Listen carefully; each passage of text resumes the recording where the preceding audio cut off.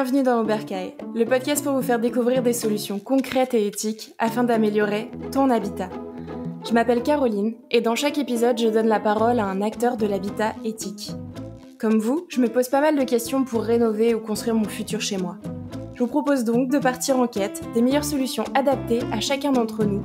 Et ça commence dès maintenant. Aujourd'hui, j'ai le plaisir de recevoir Naomi Scherer. Naomi, ça fait 7 mois que tu travailles chez Circular en tant que business développeur. En quelques mots, Circular, c'est une start-up qui a été créée en 2017 par Melis Group. Elle est chimiste de formation. Son objectif, du coup, avec ses équipes, c'est de créer une filière du recyclage pour les peintures usagées. Simplement, l'entreprise récupère les fonds de pot pour fabriquer de la nouvelle peinture à appliquer directement sur vos murs. En ce qui te concerne plus personnellement, tu m'as fait part d'un parcours vraiment intéressant car tu as travaillé dans le milieu de l'aménagement intérieur et extérieur, notamment pour le salon Batimat. Ton parcours t'a amené à te rapprocher du zéro déchet, que ce soit dans la sphère professionnelle comme personnelle. On va en parler. Tu as aussi un projet avec ton mari pour vulgariser le réemploi en construisant une maison plus performante énergiquement. Bref, vous l'aurez compris, avec Naomi, on va parler aujourd'hui du sujet de l'économie circulaire, de la décoration responsable et plus particulièrement de la peinture et du réemploi. Est-ce que j'ai tout bon jusqu'ici, Naomi? Oui, c'est parfait, Caroline. Bonjour à tous. Ok, très bien. Bon, du coup, on va commencer cet épisode avec un petit jeu pour se mettre directement dans le bain. Donc, tu m'as préparé une vérité et 2 mensonges sur notre thématique du jour. Du coup, je t'écoute pour me les donner et à moi de trouver la bonne réponse. Très bien. Alors, je commence. Notre impact, donc je parle de Circular. L'impact des peintures Circular est divisé par 5 versus des peintures classiques. Donc, okay. L'impact carbone. Ensuite, nous recyclons n'importe quelle peinture. Et le dernier, tous les vendredis matins, nous faisons un petit déjeuner écolo. Effectivement, ça va pas être évident. Ah non. La première, tu me disais que c'était l'impact carbone des peintures des Circular est divisé par 5 versus une peinture classique en économie linéaire. Ok. Eh ben, j'ai envie. Même si je pense que c'est tout à fait probable que tous les vendredis matins vous faites un déjeuner, je vais dire la première. Est-ce que j'ai raison? Que c'est la vraie? Oui, c'est la vraie. Non, c'est pas la vraie. Ah, dommage. Est-ce que tu peux nous les expliquer rapidement? Oui. Alors donc la vraie, en effet, c'était tous les vendredis matins, on fait un petit déj écolo. L'idée c'est de parler des sujets de transition écologique dans l'équipe. Et on est tous plus ou moins engagés écologiquement, qui plus qui moins bien sûr, à son propre niveau. Et l'idée, c'est vraiment d'échanger sur n'importe quel type de sujet, que ça soit le chauffage, le slow fashion, que ça soit vraiment n'importe la déco, le zéro déchet, les jouets pour enfants, tous sur des thématiques de transition écologique. Okay. Donc la première phase, c'était notre impact carbone est divisé par 5 versus une peinture classique. Alors c'est faux. Parce que nos peintures sont divisent par 12, presque 13, l'impact carbone par rapport aux peintures classiques. Donc c'est beaucoup mieux. Ouais, c'est beaucoup mieux, tout à fait. Pourquoi? Je vais l'expliquer tout à l'heure, mais chez Circular, donc on fait une peinture recyclée, donc on a introduit l'économie circulaire dans l'univers des peintures, et nous on agit dans les 2 étapes d'une vie d'une peinture, dans le cycle de vie de peinture. Qui est la plus impactante possible, c'est-à-dire l'extraction de la matière première qu'on évite, parce que nous, notre matière première, c'est de la peinture recyclée qui a un fin de vie, et ensuite, bien sûr, la dernière phase de la vie d'une peinture, c'est-à-dire l'incinération. Nous, on évite l'incinération et on la récupère jusqu'à ces moments-là, juste avant, pour pouvoir la reformuler et la recycler. Et ensuite, donc j'ai dit, nous recyclons n'importe quelle peinture. Ça aussi c'est faux parce que chez Circular on fabrique une peinture acrylique. Donc on est sur des peintures à base aqueuse. Ok. Super. Merci beaucoup. Voilà. De rien. J'aurais dû faire plus confiance à la nourriture et au petit déjeuner du tu vois. Ah bah oui, nous les petits déjeuners c'est toujours important. Je le saurai pour la prochaine fois. Alors écoute, je te propose qu'on rentre dans le vif du sujet. et de partir d'abord sur la définition peut-être de ce que c'est l'économie circulaire, comment tu t'es intéressée à l'économie circulaire, qu'est-ce qui s'est passé pour toi par rapport à ce sujet, quoi. Oui. Aujourd'hui, l'économie circulaire, c'est un grand sujet pour moi et disons que j'essaye dans toutes mes actions personnelles et professionnelles de l'intégrer. Donc moi, j'ai 33 ans et je me souviens encore quand j'étais petite, mes grands-parents, ils m'ont toujours appris à ne pas gaspiller, à éteindre la lumière, à éteindre le robinet quand j'ai lavé les dents, etc. Et donc ça, c'était toujours partie de moi en grandissant. J'accompagnais tout le temps ma maman sur les brocantes pour chiner des meubles, des assiettes, des vases, etc. Et comme donc je suis italienne, peut-être ça s'entend de mon accent, l'art c'est quelque chose de très important en Italie et la restauration, etc. Et en Italie, j'avais fait donc au lycée, j'étais dans un lycée d'art. J'avais étudié l'histoire de l'art et la restauration et l'architecture. Et du coup, quand j'ai dû décider mes études à la fac, j'ai fait des études à la faculté d'architecture de Gênes, en Italie, donc chez moi. Et je suis diplômée de une licence en design du produit et de la communication. Donc vraiment le design et la conception des produits. Donc ça, c'était ma formation. Et de l'autre côté, j'ai toujours eu une passion pour l'organisation des événements, tout ce qui était événementiel, l'organisation, c'était vraiment ma passion. Et du coup, dès que j'ai fini mes études, je me suis tout de suite orientée vers cet univers où finalement, pour une façon ou pour l'autre, j'ai toujours travaillé donc dans l'événementiel, dans les salons, mais côté, c'était des salons qui étaient vraiment vers le côté design, architecture. J'ai travaillé d'abord sur le salon Maison Objet à Paris. Et ensuite, comme tu as bien dit, en effet, j'ai travaillé pendant 7 ans sur le salon Batimat et de Bain, donc le salon du bâtiment et des solutions du bâtiment et de la salle de bain. Et j'ai adoré. Enfin, c'était vraiment, j'ai trouvé l'architecture un sujet hyper intéressant. Mais c'est vrai que même quand on est sur les salons, j'ai voyé tout ce qui après se jetait à la fin des salons, que ça soit dans les stands, dans les allées, etc. Enfin, ça me faisait vraiment chaque fois mal au cœur. Et ensuite, en fait, ma vie professionnelle et ma vie personnelle, on fait le parcours écologique plus ou moins en même temps, parce que quand j'étais donc chez Batimat, j'ai eu ma première fille, ma fille quand j'habitais à Paris. C'était en 2016 et en fait, je voulais vraiment essayer de lui faire à manger moi-même, qu'elle ne mange pas des repas préparés ou des choses comme ça. Et du coup, vraiment, j'ai commencé à intégrer cette démarche plus écologique et plus saine dans notre famille, en faisant les compotes, le pain, etc. Donc ça s'est intégré assez rapidement. Et en même temps, en fait, donc au titre professionnel, j'ai pu faire une très belle évolution au sein de l'équipe de Batimat parce que j'étais devenue directrice de clientèle pour un secteur, donc le secteur de l'aménagement intérieur-extérieur, qui m'avait toujours passionnée parce que justement c'était ma base avec le design et l'architecture, pardon. Et en fait, j'ai découvert que il commençait à y avoir il y a 5-6 ans des solutions de plus en plus écologiques, le cradle to cradle, donc des produits on peut suivre leur cycle de vie et pouvoir les récupérer à la fin des chantiers, par exemple.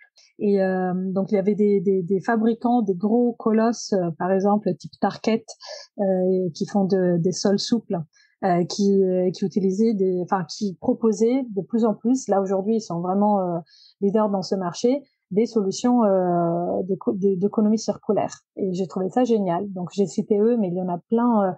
Par exemple, il y a le fabricant de carrelage néerlandais Mosa, M-O-S-A, qui fait aussi des produits recyclés, par exemple. Il y en a plein d'autres. Et du coup, j'ai commencé vraiment à m'intéresser à ce sujet-là. Et en 2021, donc c'était l'année dernière, j'ai voulu suivre 2 MOOC, un organisé par les Canaux, donc à Paris, l'association à la Villette, sur le réemploi des matériaux du bâtiment. Donc il y avait 3 sessions, un sur la déco, un sur le design et l'autre sur l'architecture, 3 niveaux. Et un MOOC organisé par l'ADEME, toujours aussi sur le réemploi des matériaux du bâtiment. Je suis tombée amoureuse de ce secteur. J'ai trouvé que c'était vraiment la solution idéale pour les entreprises, pour les grands groupes industriels qui fabriquent les grands constructeurs. Et ça s'est fait au même temps que la recherche de ma maison avec mon mari. Pendant le confinement, on fait partie de ceux qui ont décidé de tout changer et d'aller vivre à la campagne et changer complètement de vie. Il y en a beaucoup en France qui ont fait ça et ailleurs aussi. Et nous, on est vraiment la cible on va dire, bobos parisiens qui on en avait marre de vivre à quatre dans un petit appartement parisien. Et quand on a commencé à chercher la maison, donc c'était fin 2020, début 2021, donc au moment où je faisais ces MOOC. Les MOOC, ce sont, je sais pas, je l'ai pas dit tout à l'heure, les MOOC, ce sont des formations en ligne gratuites. MOOC, ça veut dire Massive Online Open Classes. C'est des formations gratuites en ligne. Il y en a vraiment de toutes sortes, tout type. On peut en trouver un peu partout, oui. Effectivement, c'est super intéressant. Ouais. Et donc, on était en plein recherche de la maison et quand on l'a trouvée, là, enfin, on y est, mais quand on l'a trouvée, il y avait tout à faire. Et un jour, je suis tombée sur un blog, il faudrait que je le retrouve, qui parlait des solutions écologiques pour la maison. C'était plus pour faire du zéro déchet, par exemple la lessive maison, la recette de lessive maison, la vaisselle, etc. Et du coup, en regardant ce site, je trouve, là, j'ouvre sur la partie déco et je découvre une marque de peinture recyclée. Je dis, tiens, ça c'est intéressant, j'ai jamais connu, je connaissais pas ça. Et en fait, je découvre donc la marque Circouleur et je dis mais waouh, c'est quelque chose ça. Et donc je regarde mon mari et je lui dis tu sais quoi, je pense que j'ai une idée. J'aimerais faire un maximum de recyclage et réemploi dans la construction de notre maison. Je connais pas encore toutes les solutions qu'on peut avoir, mais je voudrais faire ça. Et tiens, regarde, j'ai trouvé la peinture qui s'adapte parfaitement à ce que je cherche. Et donc, pendant des mois et des mois, j'ai suivi Circouleur. Et quand j'ai vu qu'il y avait une offre d'emploi il y a un an exactement, je me suis dit, c'est pour moi. Voilà. Faut que j'y aille. Il y avait déjà mon nom, en fait, sur l'offre d'emploi. Et voilà, donc il faut que j'y aille. Et en effet, j'ai trouvé devant moi deux femmes extraordinaires. Donc, Maëlys, qui est la présidente et fondatrice, et Maëlys Gros, et donc Marion Rito, qui est l'associée de Maëlys, qui je félicite parce qu'elle vient d'avoir deux jolis bébés, deux garçons. Et donc c'est ma chef et elle a eu donc l'ouverture d'esprit d'accepter qu'une personne puisse faire 100% télétravail parce que l'entreprise Circouleur est basée à Bordeaux et moi je suis physiquement basée à côté de Lyon dans le Beaujolais. Donc ce n'était pas évident, mais du coup je gère mon portefeuille client de chez moi, de la maison. Ok. Super. Et du coup, pour juste revenir par rapport à ton projet de maison, donc dans ce cadre-là, tu m'avais fait part que tu avais participé du coup au trophée du bâtiment circulaire en 2022, donc cette année. Est-ce que tu peux nous expliquer un peu plus du coup ce projet de maison performante, comment ça a été quoi ton cheminement et comment je veux faire si je voulais faire quelque chose de similaire par exemple? Tout à fait. Donc nous on a une rénovation la rénovation de notre maison. Donc on l'a gérée étant que particulier. Donc ça n'a rien à voir avec ma vie professionnelle.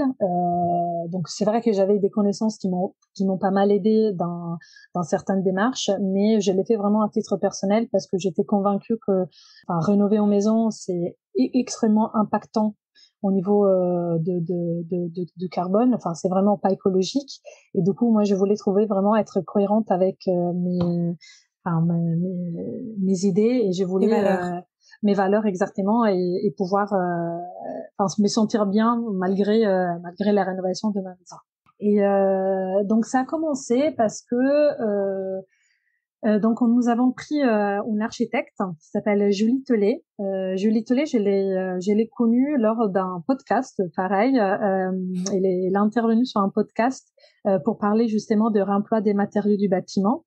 Et donc c'est une architecte lyonnaise qui est membre du CFAI, c'est le Conseil français d'architectes d'intérieur, le pôle action d'architectes d'intérieur de Rhône-Alpes. Et elle est vraiment spécialisée en réemploi. Au-delà de ça, elle est aussi présidente d'une plateforme de réemploi des matériaux du bâtiment dont je parlerai tout à l'heure, qui s'appelle Mineka. Et en effet, dans cette démarche nous on voulait dès le départ faire des travaux écologiques et faire du réemploi dans notre maison. Et du coup, il nous a paru évident de choisir un architecte qui puisse nous accompagner dans cette démarche. Les autres architectes on avait vus, ils étaient aussi bien, mais c'est vrai qu'ils n'avaient aucune connaissance et ils ne pouvaient pas nous accompagner dans cette démarche de pouvoir utiliser des produits recyclés, de réemploi, upcycle, etc. Et donc, Julie est venue visiter la maison. Moi, je lui avais fait part de mon cahier de charge. Mon cahier de charge, c'était utiliser un maximum de produits de réemploi. Et la pauvre, on s'est retrouvés à tout faire en réemploi finalement. À un moment, elle m'a dit, mais Naomi, attends, là, ça fait déjà beaucoup, hein. Et non, j'ai trouvé devant moi une personne qui était vraiment à l'écoute et qui avait vraiment les mêmes valeurs que moi et avait envie de pousser à l'extrême cette démarche pour pouvoir justement l'utiliser comme cas d'étude. Et donc on est parti par l'état des lieux. Donc qu'est-ce qu'il y a dans la maison, qu'est-ce qu'on peut récupérer. Par exemple, est-ce que les radiateurs, on peut les récupérer ou pas, par exemple. Ensuite, on a regardé dans le salon, dans l'ancien salon, il y avait des moulures. Est-ce que les moulures peuvent être démontées sans être détruites et après on peut les remonter, par exemple. Voilà, la maison elle était vide, donc on n'avait pas beaucoup de choix sur ce qui restait. Mais l'idée c'était vraiment le parquet, par exemple. Dans 3 pièces, il y avait le parquet. Une pièce est devenue la salle de bain, donc on pouvait pas le garder. Mais dans les 2 autres pièces, on s'est dit, est-ce qu'on le remplace ou on garde celui-là? Donc l'idée c'est de le poncer, de le remettre à neuf, mais de garder toujours le même parquet. Donc ça c'était l'état des lieux initial. Et ensuite on s'est dit quels sont les autres produits qu'on peut utiliser en réemploi. Et le premier, mis à part la peinture qui était en évidence, donc Circouleur, le premier c'était une surprise parce que je m'y attendais pas du tout. La façon dont c'est né, c'est vraiment hyper simple. C'est une question budgétaire. On s'est rendu compte en regardant le budget de la maison, les travaux, surtout le budget des travaux des maisons, qu'on n'avait pas assez de budget pour après s'acheter une cuisine neuve, parce que les cuisines neuves, on sait très bien, ça coûte entre 10 et 15 000 euros pour une grande cuisine. Et nous, on avait déjà calculé 160 000 euros de travaux de la maison pour tout remettre à neuf. Et on n'avait plus un budget supplémentaire. Et donc, par hasard, je ne sais pas comment c'est né, mais j'ai commencé à regarder sur Le Bon Coin et je me suis aperçue qu'il y avait plein de gens qui vendaient des cuisines de chez eux, plein de particuliers qui vendaient leur cuisine parce que soit ils vidaient un appartement ou maison, soit ils voulaient changer la cuisine et du coup ils ne voulaient pas la jeter. Et j'ai trouvé un particulier à 10 minutes de chez moi en voiture qui du coup vendait sa cuisine avec même tous les électroménagers. Et du coup, samedi après-midi, on est allé tous avec 2 remorques. On a démonté la cuisine et on l'a ramené chez nous. Et donc, en faisant comme ça, après, en plus, je le fais sans parler à Julie, à mon architecte. Et quand je lui ai dit, il m'a dit, mais non, mais c'est génial. Attends, est-ce que tu as les mesures des caissons de la cuisine? J'ai dit, oui, je les ai. Donc, j'ai tout envoyé. Et la première fois qu'il nous a fait, après le premier vrai projet, en fait, qu'est-ce qu'elle a fait? Elle a repris les différentes mesures des caissons qu'on avait trouvées pour pouvoir justement les intégrer dans le nouveau plan de la maison. Ok. Et en effet, c'est très très simple. Pourquoi? Parce que les caissons, ce sont des caissons modulaires. Chacun a ses dimensions. Oui. Voilà, mais finalement, c'est modulaire. Donc, on peut les mettre en fonction de ce qu'on a besoin. Et aujourd'hui, on est en train de le faire parce qu'elle n'est pas encore finie, mais on les a placés. On a mis un plan de travail. Le plan de travail, voilà, c'est une autre histoire parce que c'est c'est pas modulable en plan de travail. Mais les caissons, en fait, on les a reposés selon nos besoins. On a posé un évier qui nous convenait, pareil aussi issu d'un changement de cuisine. Et voilà, en fait, et on a une cuisine qui est parfaite comme neuve. Et donc il faut qu'on la repeint parce qu'elle n'est pas tout à fait à notre goût. Mais après, si on est un minima bricoleur, si on aime un peu bricoler, honnêtement, il n'y a rien de plus simple. Vraiment, la cuisine, c'était une des parties les plus simples à chiner parce qu'il y en a vraiment partout, partout, partout. Et finalement, à la place de payer 10 000 euros pour 10, mais même 15 000 euros pour une cuisine, on en a eu pour 400 euros. Ouais, effectivement, ça fait un sacré gap entre les Oui, deux. tout à fait. Et justement, là, quand tu me dis au niveau du réemploi, est-ce que tu as réussi aujourd'hui dans ton projet de partir vraiment des matériaux bruts, par exemple pour ce qui est l'isolation, je sais pas si tu as refait une partie de l'isolation Oui. ou jusqu'à effectivement des éléments ménagers comme des modules de cuisine, etc. Est-ce que tu as réussi jusqu'à présent à être complètement dans le réemploi et de réussir à prendre que des types de matériaux soit que tu as été chiné ou soit qui ont été soit recyclés, quoi. Alors, on a dû faire des choix parce que tout faire, surtout tous les deux, on a un travail à distance parce que mon mari travaille toujours à Paris et moi je travaille à Bordeaux. 2 enfants et une rénovation à s'occuper, on peut pas tout faire. Donc on a fait des choix, que ce soit au niveau budgétaire et aussi en termes de timing.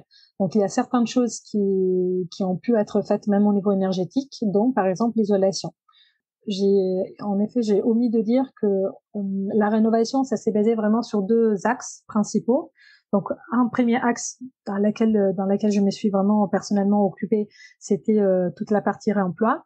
Et mon mari, qui travaille un peu dans le secteur plus ou moins de l'énergie, de la rénovation énergétique, et ben lui s'est occupé de la rénovation énergétique du bâtiment. Et en effet, nous avons choisi comme isolant. Alors notre rêve, c'était de faire une isolation par l'extérieur, en chambre. On aurait adoré faire ça, mais au niveau budgétaire, on n'avait pas le budget pour le faire. Du coup, comme de toute façon la maison était assez grande, on a décidé de faire une isolation intérieure et on a utilisé de la ouate de cellulose. Il y a 2 types de ouate de cellulose dans notre maison. Donc dans les murs, dans toute la partie mur, on a mis de la ouate de cellulose issue des tissus. Donc ce sont des vieux jeans, etc. Et on a mis une épaisseur de 20 centimètres. Pourquoi? Parce que la ouate de cellulose est un tout petit peu moins performante par rapport à la laine des vers ou la laine des roches. Donc même si elle est vraiment, je crois, c'est jusqu'à 8 fois la baisse de l'impact carbone de la ouate de cellulose, elle est un tout petit peu moins performante. Donc on a Au niveau fait de la résistance thermique, peut-être. exactement, tout à fait. Donc on a fait des murs très épais de 20 centimètres, mais bon finalement ça ne sont pas dans les pièces. Et après on a fait l'isolation des combles aussi. Et là donc on a soufflé donc toujours de la ouate de cellulose, mais c'est des papiers journaux. Donc, on a pris une entreprise du Rhône-Alpes toujours, qui sont spécialisés dans la performance énergétique et dans l'isolation écologique. Et donc, c'est eux qui nous ont conseillé la ouate de cellulose. Et finalement, ce n'est pas plus cher que de la laine des vers ou de la laine des roches finalement. Est-ce que tu peux me donner une fourchette à peu Ouais, près en fourchette. Alors nous, alors attends, je peux te dire même dans le détail combien on a payé pour l'isolation. On est à rénover. On avait les combles, c'est plus ou moins 120 mètres carrés au sol, les combles, et on a payé 4 800 euros. Ok. Enfin, nous, c'est ce qu'on a payé. Après, la ventilation, on l'a payé 1 200 euros, mais de toute façon, la ventilation, ça, c'est obligatoire. Et je peux donner aussi les chiffres pour l'isolation classique. On est sur 40 000 euros, en sachant que c'est 40 000 euros pour l'isolation des murs, avec le placo, enfin aussi avec le placo et les joints des placos aussi. Hein. Donc, il n'y a pas que l'isolation en soi, c'est Et la aussi finition aussi. il y a la finition, mais il n'y a pas la peinture. Ok. Il y a la préparation des murs dedans. Et finalement, je pense qu'avec la laine des verres, on aurait payé, 30 000 euros à la place de 39. Ok. Donc oui, il y a un petit delta, mais Il y a effectivement. un petit delta, mais finalement, en fait, on a réussi à faire des grosses économies avec la partie réemploi. Donc finalement, en fait, on était même large sur la fin des travaux grâce aux matériaux de réemploi qu'on a pu utiliser. Tout à l'heure, tu m'as dit que vous aviez un budget environ de 260 000. Est-ce qu'aujourd'hui, vous respectez votre budget? Est-ce que par rapport à votre maison? Alors, on est très calé, on a un Excel pour tout. On a créé les Excel avec les paiements des artisans, est-ce qu'on les a payés, quand est-ce qu'on les a payés, combien il reste à payer et combien on dépense à chaque fois. Donc moi j'ai compté, je me suis fait un Excel pour voir vraiment quels sont les coûts qu'on a fait jusqu'à aujourd'hui. Et oui, je pense enfin j'ai les plus ouais, on y a plus ou moins, ouais, tout à Pour fait. rénover une maison énergiquement positive, enfin Oui, performante énergiquement et oui, puis utiliser le réemploi. Donc le réemploi, tout à fait. Alors, dans cette démarche, je n'ai pas mis le mobilier parce que ça, bien entendu, c'est pas forcément, ça ne rentre pas dans les démarches de aménagement intérieur et gros œuvres. Mais l'idée, c'est de faire aussi alors, du recyclage avec les meubles, tout ce qui est meubles. Mais après, ça, voilà, ça c'est drôle parce que c'est un sujet qui a toujours été démocratisé. Il n'y a rien de mal à acheter un meuble chiné sur Vinted ou sur Le Bon Coin ou sur chez un brocanteur. voilà, chez un brocanteur. Mais en revanche, si on fait du réemploi avec du carrelage, c'est quelque chose de bizarre. Ou de la robinetterie, par exemple. Toute la robinetterie de notre maison est issue du réemploi. C'est-à-dire que si je l'ai acheté directement chez le fabricant qui a des produits de showroom ou par exemple des produits qui ont des petits défauts de fabrication esthétique. Et du coup, les produits ne peuvent plus être mis en vente, à la fois parce qu'ils ont, par exemple, une mini-rayure ou ils étaient sur un showroom ou sur un stand, donc ils ne peuvent plus être vendus, mais ils fonctionnent très bien. Donc ça, je les ai achetés et j'en suis ravie parce que c'est vrai que pour produire un robinet, c'est vraiment hyper polluant. Il y a l'extraction de la matière première, en plus ça met des milliers d'années pour. Enfin, c'est vraiment un produit qui est un cycle de vie qui est très impactant et donc il y a des solutions. Il y a des solutions pour tout. C'est intéressant, même comme tu dis, par rapport jusqu'à la robinetterie. Et d'ailleurs, comment tu as fait, toi, pour justement les trouver? Est-ce que tu as été directement dans les salons et tu as été négocié sur les showrooms? Ou est-ce que tu connais des filières qui puissent exister si jamais demain, un auditeur ou comme moi, on a envie d'aller justement chercher ce genre de produits? Est-ce qu'il faut aller sur le Bon Coin ou une autre plateforme? Alors, ça c'est une bonne question et tout le monde me pose cette question quand je parle du projet. Alors c'est vrai que le fait que d'avoir travaillé sur le salon du bâtiment, enfin c'est le mondial du bâtiment, ça m'a beaucoup aidé pour avoir des connaissances, des contacts, savoir où aller chercher. Il y a des plateformes des matériaux du remploi qui se développent pour les professionnels, mais aussi pour les particuliers. Et là, par exemple, enfin, finalement, la plupart des choses, je les ai récupérées sur des plateformes qui sont destinées aux particuliers. Notamment, Le Bon Coin, c'est devenu mon meilleur ami. J'ai plein d'alertes sur Le Bon Coin par rapport à tous les sujets. Enfin, je suis devenue une pro des recherches sur Le Bon Coin.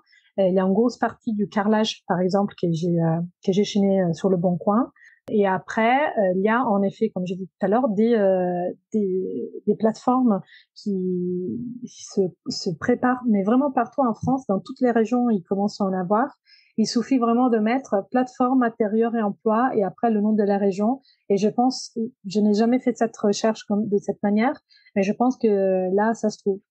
Je suis en train à chaque fois que j'en trouve une nouvelle dans les différentes régions, même si ça ne me sert pas, je suis en train de la répertorier. Parce qu'en effet, il manque un endroit pour répertorier ces plateformes pour les particuliers. On va Et, peut-être pouvoir le faire sur notre média Oberkaï, ça pourrait et peut-être ben, être mais ouais, bah oui, une bah piste, tout à fait. effectivement. Absolument. Et, euh, et donc moi, il y en a, alors donc je me suis, les trois endroits où je me suis fourni le plus, donc c'est Le Bon Coin. Ensuite, donc il y a la plateforme du matériau du remploi du bâtiment à Villeurbanne, donc qui s'appelle Mineka avec un accent sur le et, dont Julie Tollet, mon architecte, est présidente. Et là, je me suis fournie d'une grosse partie du carrelage aussi. Et je trouvais du carrelage magnifique chez eux. Donc, je suis très contente. Et ensuite, l'autre plateforme que j'ai conseille à tout le monde, le fondateur s'appelle Emmanuel Morel et je l'adore. On est pratiquement venus copains. On se parle souvent pour le travail surtout, mais on se parle très régulièrement. Ça s'appelle Articonex. Arti comme ARTI et Connex avec deux N. Et c'est en plateforme des matériaux. Alors, ce sont pas de réemploi, mais c'est surtout des fins de chantier et des fins de collection. Du coup, c'est des matériaux neufs. Et c'est vachement intéressant parce que ça permet d'avoir des très bons produits de super qualité à des prix vachement intéressants. Et donc, ce qui est intéressant, c'est que Articonex, ils sont basés à Nantes, à côté de Nantes. Ils ont deux plateformes, mais ils livrent partout en France. Donc moi, par exemple, j'ai passé en commande chez eux, qui m'a été livré. Enfin, j'ai regardé les produits sur Internet par des photographies, et après, ça m'a été livré directement chez moi à la maison. Ok, bah je mettrai les liens en description Oui, si on veut retrouver effectivement. tout à fait. Donc Mineka, Articonex, c'est ces deux-là que moi j'ai utilisé pour ma maison. Et chez Articonex, par exemple, j'ai acheté la baignoire. La baignoire, c'est pour la salle de bain des enfants. Donc la baignoire, elle est une baignoire de marque allemande très très haut de gamme qui s'appelle Kaldewey. Moi, je la connais du coup grâce à mon ancien travail à Idiobain. Et en fait, c'était un chantier Accor, hein, donc des hôtels Accor, qui avaient prévu de mettre une quinzaine de baignoires dans leur rénovation. Et finalement, avant de poser la baignoire, ils ont décidé qu'ils ne voulaient plus une baignoire, ils voulaient une douche. Et donc Emmanuel d'Articonex, il les a récupérés, il les a vendus à des prix.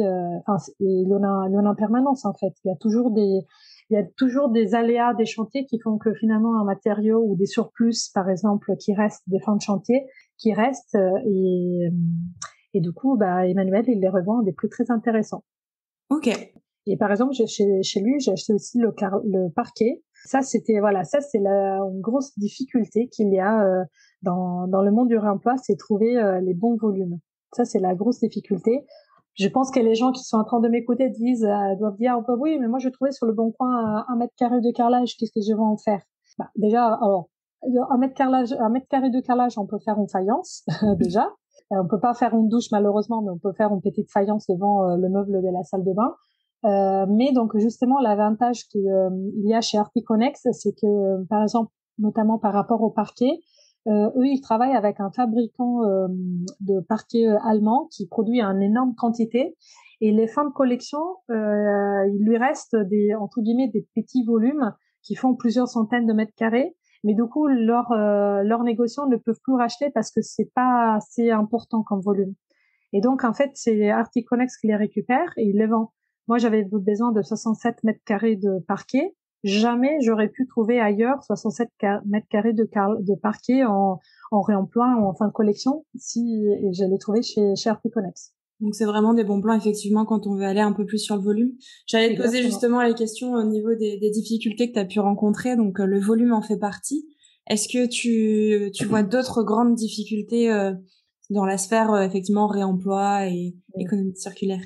L'autre grand problème, c'était moi avec mon projet, j'ai voulu alors je suis en train de parce que j'ai pas encore fini totalement. Je voulais démontrer qu'on peut faire du beau avec du réemploi. Et du coup, pour faire du beau, il faut des matériaux qui te plaisent. Enfin, chacun a ses goûts, bien sûr, mais on n'est pas. Si on va sur le Bon Coin et on cherche du carrelage, une fois sur, 30 fois sur 31, on trouve des trucs moches qui ne nous plaisent pas et ils sont très difficiles. Du coup, il faut vraiment trouver la perle rare.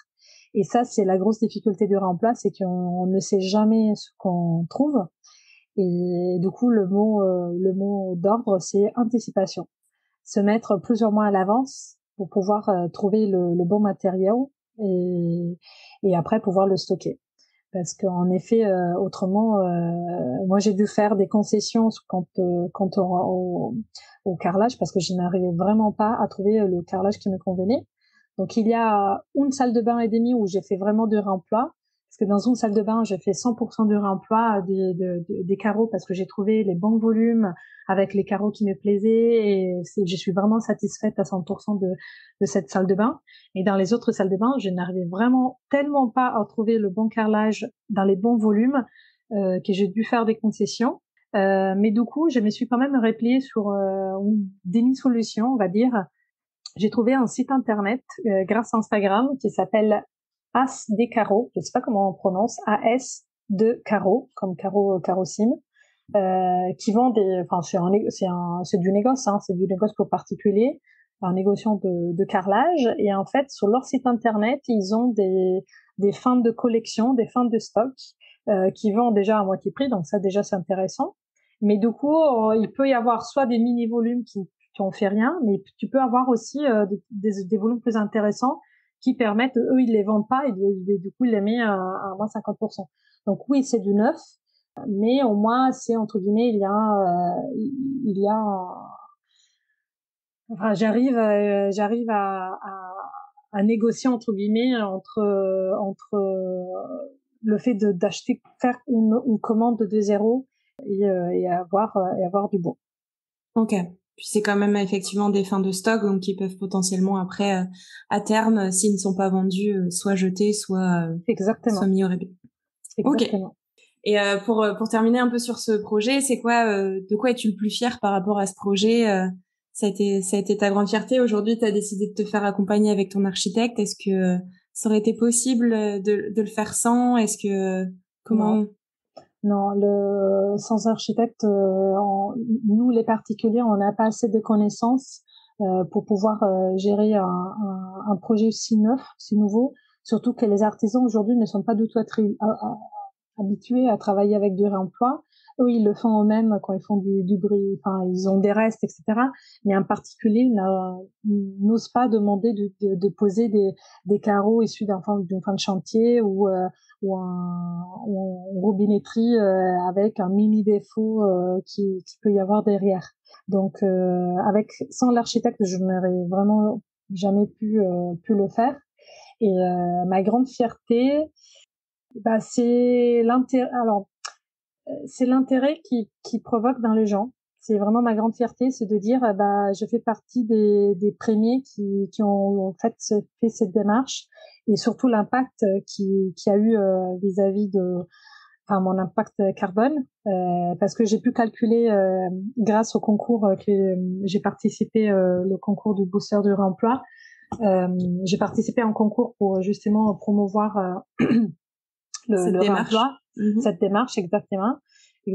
Et du coup, j'ai pu calculer mon impact carbone. Donc, je vais vous dire, en termes de CO2 évité, j'ai pu éviter 6259 kilos de CO2 évité dans l'air, qui équivaut à 1464 mètres cubes d'eau, consommation d'eau évitée, et qui équivaut à plus de 8000 kilos de déchets évités.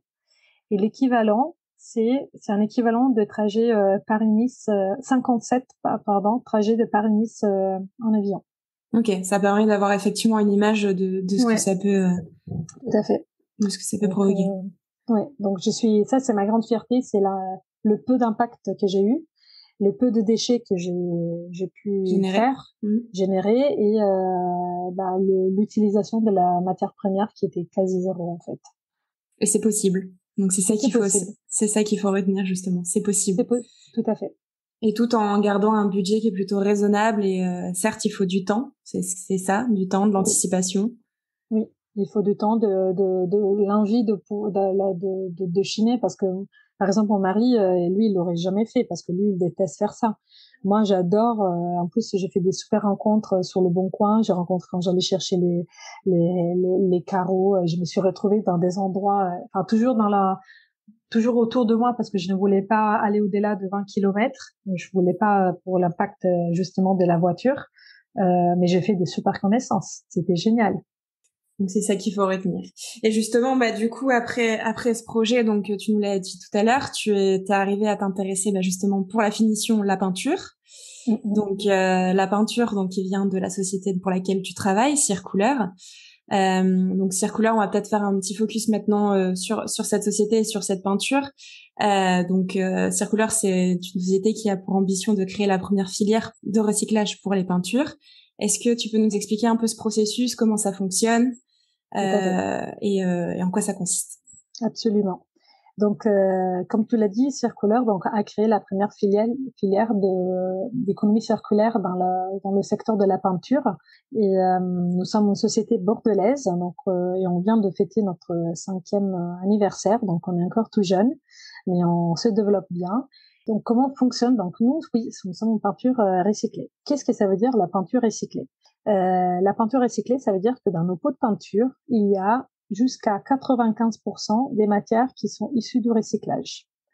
Nous récupérons des peintures de fin de chantier dans des déchetteries. Donc, nous avons 2 centres de tri où on récupère la peinture. Donc, une historique qui est basée en Nouvelle-Aquitaine et un nouveau qui vient tout juste d'ouvrir en Rhône-Alpes, où on récupère donc les fins de pots de peinture des chantiers pro et particuliers de ces 2 régions. Donc, si vous faites partie de ces 2 régions, vous pouvez imaginer que votre peinture que vous envoyez en déchetterie, elle va être recyclée. Et comment on la recycle? Donc, tout d'abord, il y a la première phase où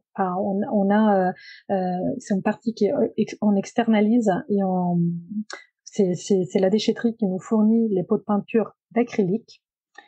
Ensuite, on prend la main sur les pots et là commence le process interne où nous avons une équipe de personnes qui sont d'ailleurs en insertion professionnelle qui prend les pots et il les ouvre et lit qu'est-ce qu'il y a marqué sur les étiquettes pour voir si la peinture est recyclée. On a bien sûr un cahier des charges qui est très strict que nous ne pouvons pas diffuser parce que c'est notre secret pour savoir quelles sont les peintures, mais en tout cas nous on récupère les peintures recyclées acryliques, pardon. Donc, on ouvre le pot, on regarde si la peinture est recyclable, on la transfère dans des grands fûts de 200 litres, donc on la divise par typologie de couleur. Jaune, voilà, enfin, je vais pas vous donner, mais il y a tout le panel beaucoup de couleurs. Ouais. tout le panel, donc il y a un panel de couleurs. Et une fois que le fût est plein, il y a un échantillon, donc un petit échantillon de 0,5 litres qui part en laboratoire chez nous, dans notre laboratoire à Bordeaux, où nous avons une équipe d'ingénieurs et chimistes qui reformule la matière pour la remettre à neuf. L'idée, c'est vraiment de la reformuler pour pouvoir garantir toujours d'avoir toujours la même peinture entre une production et l'autre. Et en fait, on a créé une gamme pour les professionnels avec des blancs et après une gamme pour les particuliers. Donc nous avons 14 coloris dans notre nuancier qui sont des couleurs plutôt pastel parce que vous vous souvenez probablement quand on était enfant et on faisait des mélanges de couleurs pour recréer tous nos couleurs. Disons qu'un jaune vif ou un rouge, on pouvait pas le recréer. Du coup, ce sont des couleurs assez claires, enfin, il n'y a pas que du clair, mais ce sont des couleurs très tendances qui ont été faites avec mon agence, l'agence Péclers à Paris, et l'agence des tendances. Et ce sont des couleurs, voilà, qu'on peut appliquer sur les murs et les plafonds, sur la boiserie, vraiment comme une peinture classique. En termes de performance, est-ce qu'elle répond à toutes C'est une peinture très qualitative pour plusieurs raisons. La première, c'est que dans notre processus de formulation, on revoit chaque process de fabrication de la peinture. Donc, on regarde la constance, la couvrance, la colorimétrie, la viscosité, tous les aspects vraiment techniques de la peinture. Et à chaque fois, on fait passer un contrôle, un test qualité pour être sûr que la peinture puisse passer à l'étape suivante. Donc, finalement, une fois qu'elle sort en production, la peinture, elle est toujours vérifiée à tous les niveaux et du coup, elle est très qualitative. Et ce qui est très apprécié aussi, c'est qu'une peinture qui couvre très bien. Donc, nous, on conseille toujours d'avoir deux couches de peinture sur les couleurs ou sur les blancs. Mais il y a ceux qui font une couche et ça fonctionne très, très bien aussi. Ok. Donc, c'est pour se dire aussi qu'une peinture recyclée, ça peut avoir totalement les mêmes capacités qu'une peinture dite classique. Et alors, en termes de capacité, je dirais que c'est même meilleur parce que au-delà des parties techniques dont j'ai parlé, c'est aussi même pour la qualité de l'air intérieur. parce que la peinture circulaire, on a une meilleure qualité de l'air intérieur. Sur les pots de peinture, il y a toujours écrit les COV. Les COV, ce sont les composés organiques volatiles. Ce sont des composants très nocifs pour la santé si on les respire parce que c'est cancérogène. Et aujourd'hui, il y a ça qu'on nous dit toujours d'ouvrir les fenêtres quand exactement, tout à fait, quand on repeint. Et je sais pas si vous voyez sur les peintures, il y a toujours écrit le niveau A+, A, B, C, etc., comme les électroménagers. Et ça, c'est par rapport aux COV. Et donc, chez Circouleur, on est sur du A+, en sachant que l'échelle du A+, va de 0 à 1000. Donc, l'échelle est très, très large. Et nous sommes la seule peinture acrylique à avoir, on est à moins de 30 microgrammes par mètre cube. Donc, on est quasi zéro. Ça veut dire on contient quasi zéro COV dans notre peinture. L'explication est simple, mais en fait, les COV, donc les composés organiques volatiles, comme dit le mot, se volatilisent dans l'air quand on ouvre le pot et on commence à l'étaler sur sur les murs ou sur le support. Mais puisque la peinture circulaire, avant d'arriver circulaire, a été déjà en peinture qui a été probablement mélangée, elle a changé de contenant. Et une fois qu'elle arrive chez nous, à plusieurs reprises, justement, on la mélange, on change de contenant, les COV, au fur et à mesure, dans le process de fabrication, se volatilisent. Et donc, comme nous, on n'en ajoute pas, une fois qu'on fait l'étiquetage des pots, finalement, les pots de peinture, nos pots de peinture sont très, très sains. Et c'est aussi pour ça qu'on est souvent prescrit pour des chambres d'enfants, pour des bureaux, pour des établissements scolaires aussi, parce que ça permet d'avoir une meilleure qualité de l'air intérieur pour les usagers et aussi pour la personne qui vit dedans et qui fait la peinture, pour le peintre. Ok. C'est super intéressant de se dire que, parce que c'est vrai que c'est pas des notions qu'on évoque souvent au niveau de la toxicité des produits. On en a parlé sur certains produits qui ont eu certains scandales, mais c'est vrai que sur la peinture, on se dit toujours, bon, c'est pas très grave, on ouvre les fenêtres et ça va aller. Mais bon, il y a toujours un résidu qui... Tout à fait. Ça prend plusieurs jours pour que ça s'efface. Tout à fait, oui. Et du coup, est-ce que tu peux nous dire comment vérifier si sa peinture, elle est vraiment responsable? Est-ce qu'il existe des labels? Est-ce qu'il existe des choses pour vraiment contrôler alors, il existe Circouleur. Je ne sais pas s'il existe d'autres marques aujourd'hui, mais comment, entre guillemets, un particulier peut se dire est-ce que ma peinture, elle est recyclée? Alors, il y a deux choses. Et si elle est recyclée avant ou si elle est recyclée après, ce sont deux choses différentes. Et aussi la qualité de la peinture. Le circuit de recyclage de la peinture, nous sommes le seul à le faire dans toute la France, même en Europe. Nous sommes le seul fabricant de peinture recyclée, nous sommes les seuls à recycler la peinture dans toute la France. En Europe, aujourd'hui, on n'existe pas. Il y a peut-être un fabricant en Belgique et j'ai entendu aussi un en Angleterre, mais ils n'ont pas en gamme complète. C'est une collection d'un grand fabricant de peinture. Et donc aujourd'hui, la qualité, il y a plusieurs aspects d'une peinture. Au niveau de l'impact carbone, il n'y a pas beaucoup de solutions. Aujourd'hui, n'importe quelle peinture, si c'est pas une peinture recyclée, donc circulaire, ce n'est pas une peinture écologique parce qu'il y a toujours l'extraction de la matière première qui est souvent faite loin d'ici, c'est-à-dire en Afrique du Sud ou en Australie. Donc il y a aussi l'impact pour la faire via l'extraction, il y a faire venir ici la matière première, la fabrication, et ensuite il y a le traitement à la fin du chantier, c'est-à-dire l'incinération. Et donc ça c'est la première chose. La deuxième chose c'est aussi que c'est l'analyse du cycle de vie. Une autre solution qui est possible pour avoir une peinture plus saine, c'est la peinture biosourcée. Voilà, mais c'est un produit qui est très différent d'une autre. Parce que nous, on est sur une gamme recyclée, donc ce sont des produits recyclés, on ne fait pas d'extraction de la matière première, alors que les produits biosourcés, il y en a de plusieurs types. Il y a quand même pour moi, c'est de l'élevage, c'est de l'extraction de la matière première. Mais moi, je suis très stricte sur ces genres j'ai une idée très, très fixe. Pour moi, c'est vraiment tout ce qui est extraction de la matière première, c'est nocif pour la terre.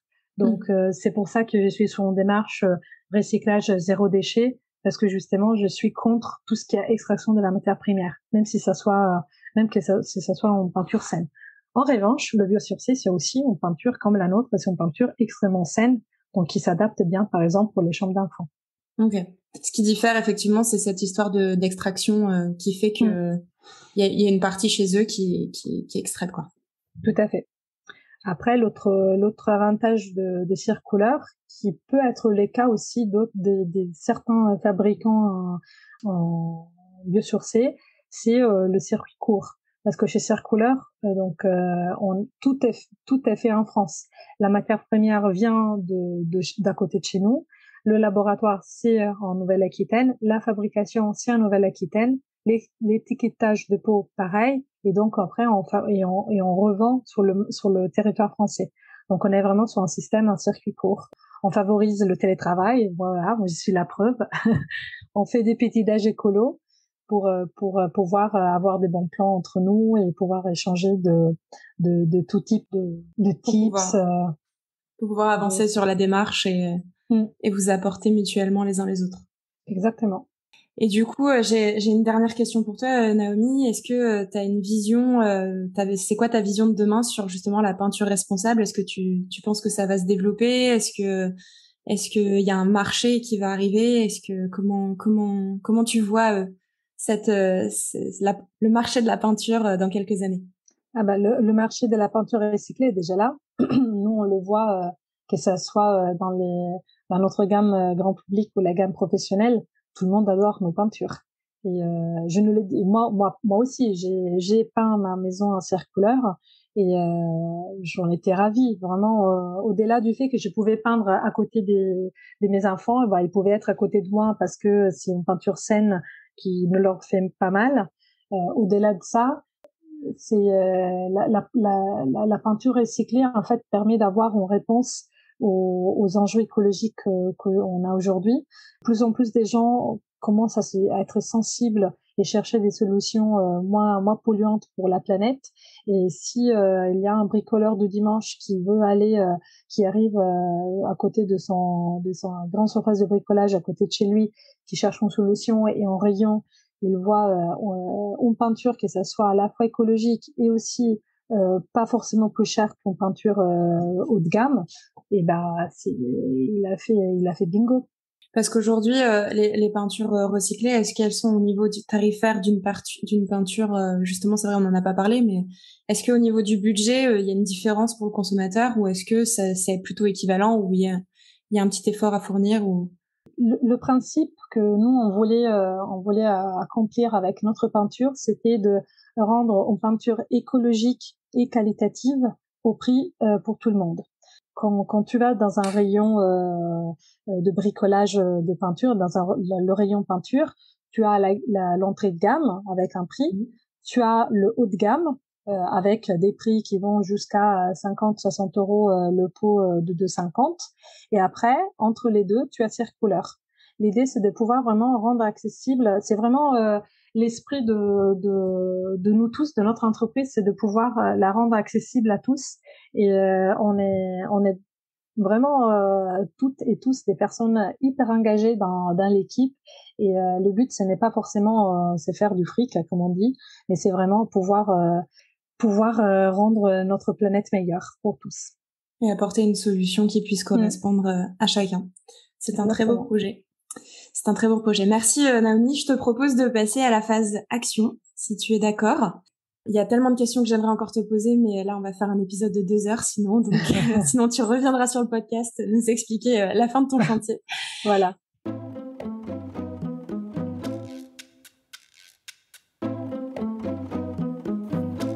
Et concrètement, comment ça se passe pour son bercail ?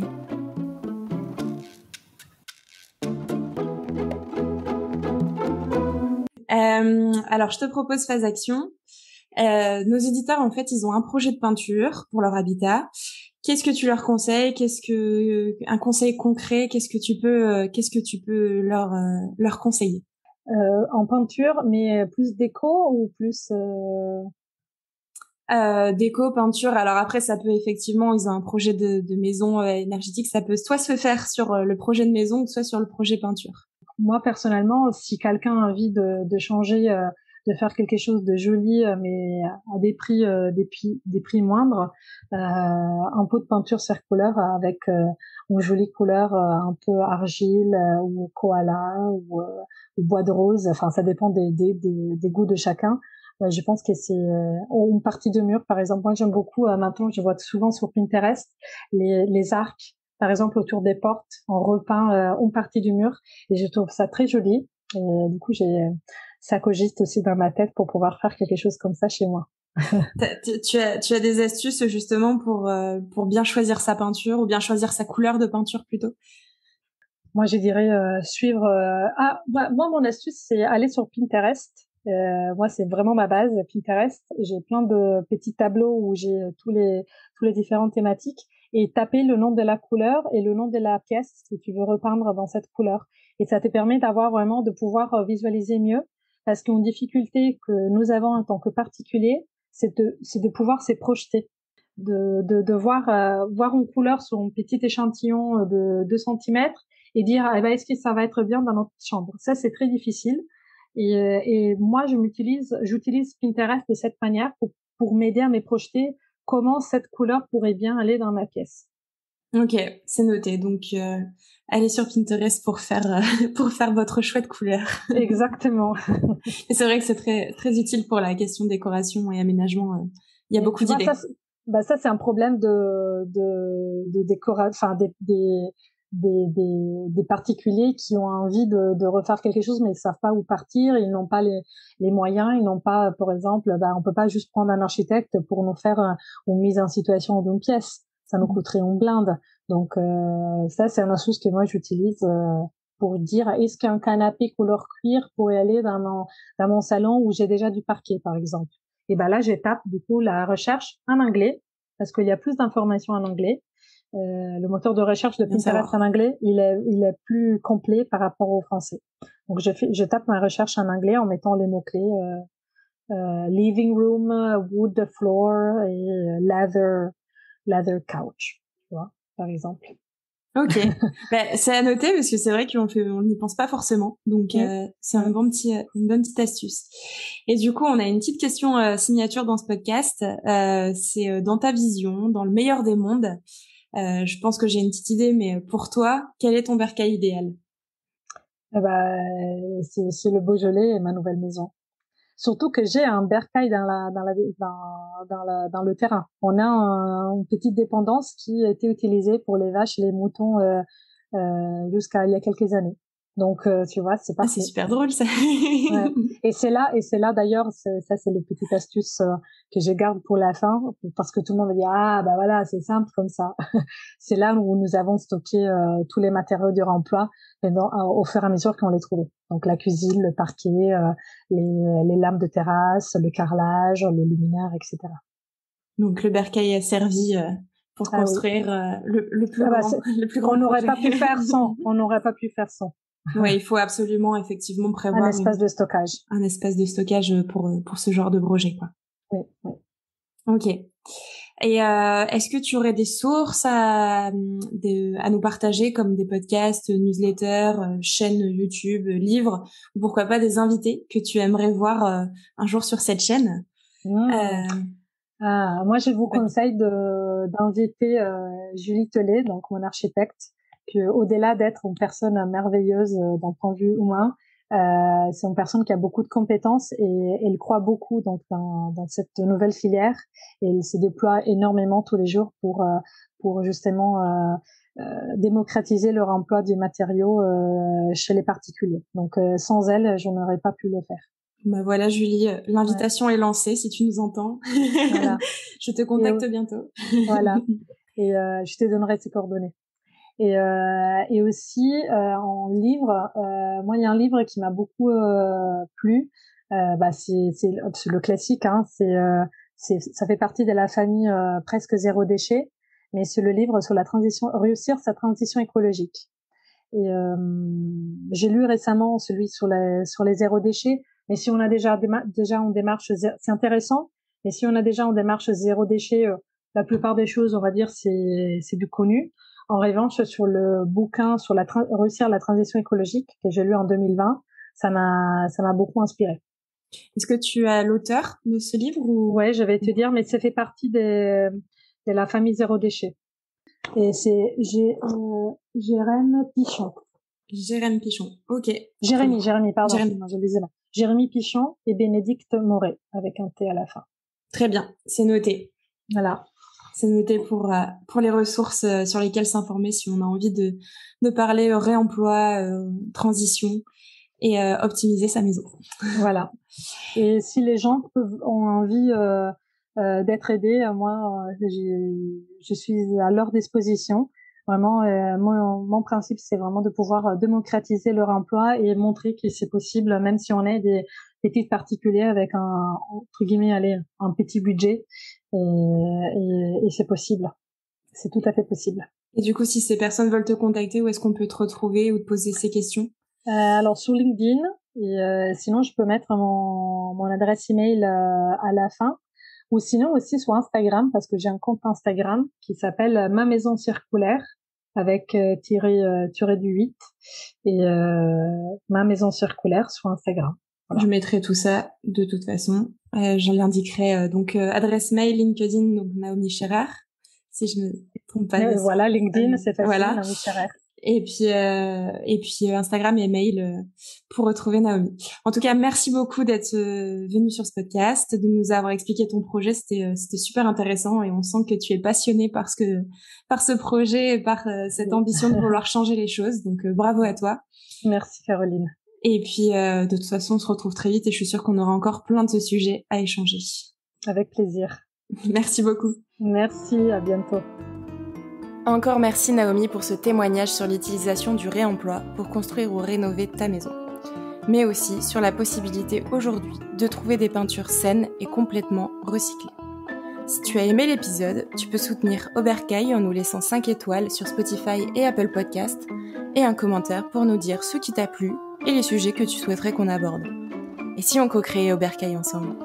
Si tu te dis « Oh non, l'épisode est déjà terminé », tu peux vite nous retrouver sur le site www.oberkaï.co et y retrouver tous les sujets abordés dans ce podcast.